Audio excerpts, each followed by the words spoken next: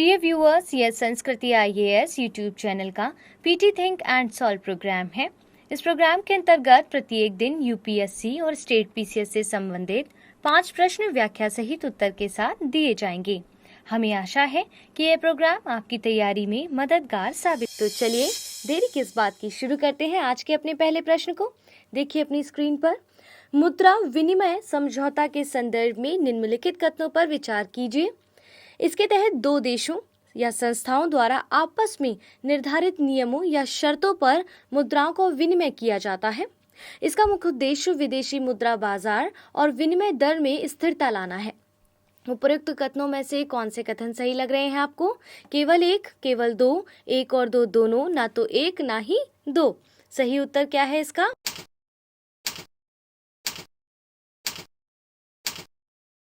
Option C, यानी कि दोनों ही ऑप्शंस करेक्ट है। लेकिन व्याख्या से थोड़ा और समझ लेते हैं इसको। हाल ही में तुर्की और संयुक्त अरब अमीरात सरकारों ने संयुक्त रूप से लगभग $5 बिलियन के मुद्रा विनिमय समझौते पर सहमति जताई है। केंद्रीय बैंक और सरकारें अल्पकालिक विदेशी मुद्रा तरलता आवश्यकताओं को पूरा करने के लिए पर्याप्त विदेशी मुद्रा सुनिश्चित होने तक अन्य देशों की सरकारों या उनके केंद्रीय बैंकों के साथ समय समय पर मुद्रा विनिमय समझौता करती रहती हैं। मुद्रा विनिमय के तहत दो देशों या संस्थाओं के बीच पूर्व निर्धारित नियमों और शर्तों के साथ मुद्राओं के आदान प्रदान हेतु समझौता भी किया जाता है, और इसीलिए कथन एक करेक्ट था। मुद्रा विनिमय का प्रमुख उद्देश्य विदेशी मुद्रा बाजार और विनिमय दर में स्थिरता लाना तथा अन्य वित्तीय जोखिमों को कम करना भी होता है, और इसीलिए कथन 2 भी करेक्ट था। इसका करेक्ट आंसर क्या था? Option C. आइए दूसरे प्रश्न को देखिए। कथक भारत के किस राज्य का शास्त्रीय नृत्य है? कर्नाटक, आंध्र प्रदेश, महाराष्ट्र और उत्तर प्रदेश। सही उत्तर क्या है?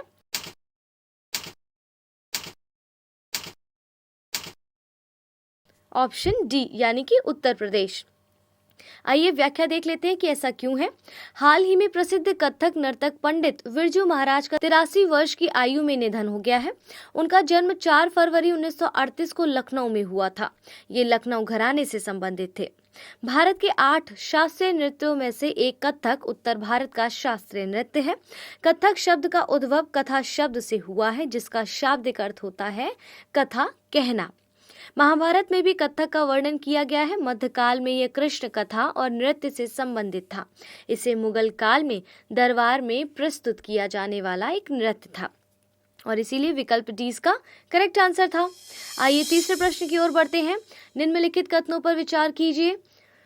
हाल ही में अबू धाबी में पेट्रोलियम टैंकरों में हुए विस्फोटों की जांच के लिए राष्ट्रीय अन्वेषण अभिकरण को प्राधिकृत किया गया है।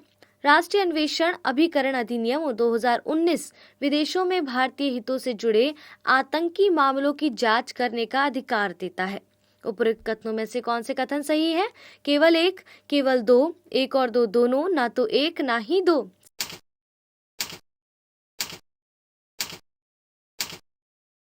सही उत्तर क्या होगा? ऑप्शन सी, यानी कि दोनों ही ऑप्शंस करेक्ट हैं। लेकिन व्याख्या से इसको थोड़ा और समझते हैं।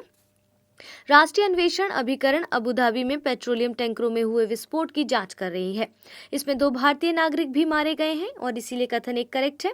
वर्ष 2008 के मूल अधिनियम में संशोधन करके संसद द्वारा राष्ट्रीय अन्वेषण अभिकरण अधिनियम 2019 लाया गया था। संशोधन के माध्यम से अभिकरण या एजेंसी को साइबर अपराध और मानव तस्करी मामलों के अलावा विदेशों में भी भारतीय हितों से जुड़े आतंकी मामलों की जांच करने का अधिकार इसमें दिया गया है। आगे बढ़ते हैं।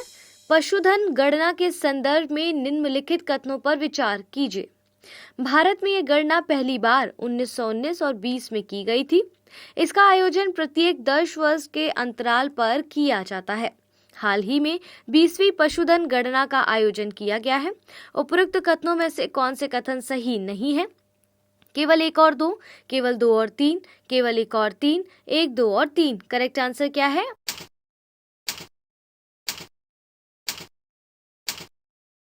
Option B. आइए व्याख्या को देखते हैं इसमें।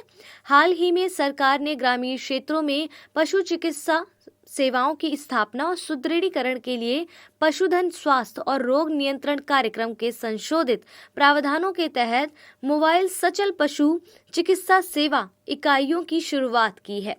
भारत में पहली बार 1919-20 में पशुगणना हुई थी तथा दूसरी पशुगणना का आयोजन 1924-25 में किया गया था। अतः कथन 1 सही है। प्रत्येक 5 वर्ष के अंतराल पर पशुधन गणना का आयोजन किया जाता है और इसीलिए कथन 2 सही नहीं है। मत्स्य पालन, पशुपालन और डेयरी मंत्रालय द्वारा वर्ष 2019 में 20वीं पशुधन गणना रिपोर्ट जारी की थी और इसीलिए कथन 3 सही नहीं है। और इसका करेक्ट आंसर क्या बताया था? Option B. आइए अंतिम प्रश्न की ओर बढ़ते हैं। काला पानी क्षेत्र के संदर्भ में निम्नलिखित कथनों पर विचार कीजिए। यह क्षेत्र भारत, चीन और नेपाल के संयोजन बिंदु पर स्थित है तथा इसका विस्तार हिमाचल प्रदेश से लेकर सिक्किम तक फैला हुआ है। उपरोक्त कथनों में से कौन से कथन सही हैं? केवल 1, केवल 2, 1 और 2 दोनों, ना तो 1 ना ही 2।